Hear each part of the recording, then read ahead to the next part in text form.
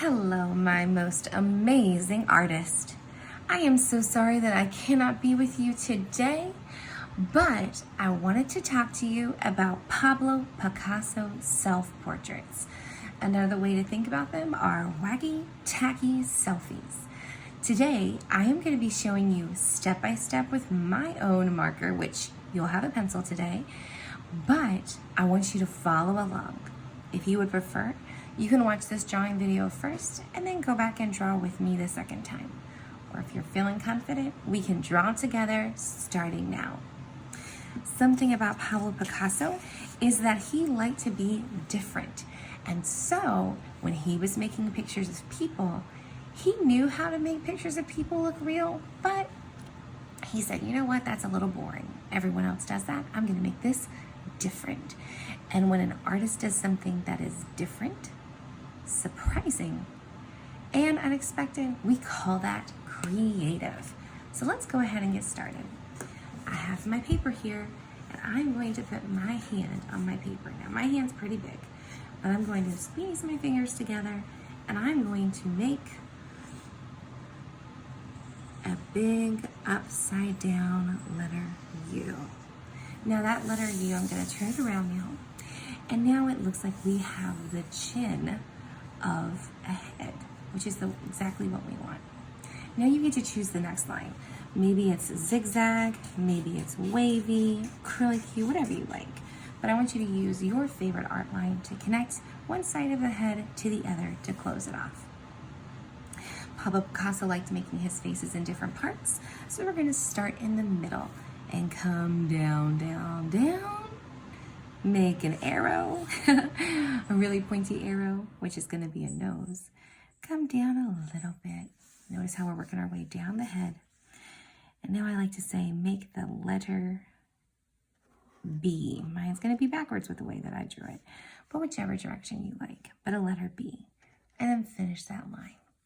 Now you can see we've divided our face into two parts, which after seeing Pablo Picasso's artwork today, you will understand he wanted to do more than just one type of picture.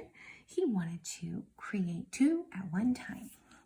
So now I'm going to make an eye by making an arrow.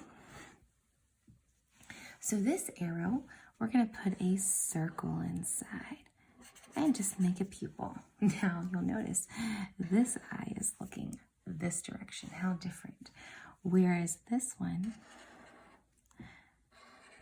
you can make it as big or little as you want. And add your circle. Maybe he's looking over here. Pablo Picasso liked the idea of making more than one face picture or portrait in the same way. So this part of the face is looking this direction, whereas this one is looking straight at us.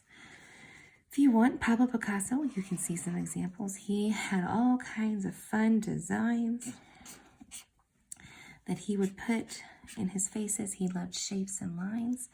You could even make half of his face smiling, whatever you like.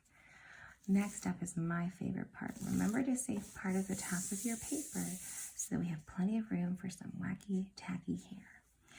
I'm going to make part of this spiky with those zigzag lines. But the other part, I think I'm going to make nice and wavy. You'll see it coming all the way down to the edge of my paper. That's how I know I'm drawing large. Then I'm just going to add a neck.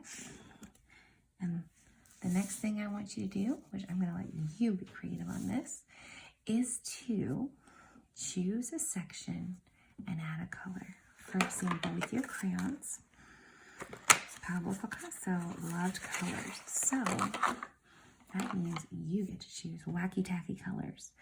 But I would say choose one section of your picture per color. So instead of making one part of the face all rainbows at once, maybe you choose one part of your face to be one color. I've chosen yellow. And the other part of your face to be a new color. Remember, this picture can represent you on a wacky tacky day or someone else you know and love. All right, I'm going to get off of here because I know you're itching to get started. And I can't wait to see your wacky tacky selfies inspired by Pablo Picasso. Happy making, artist.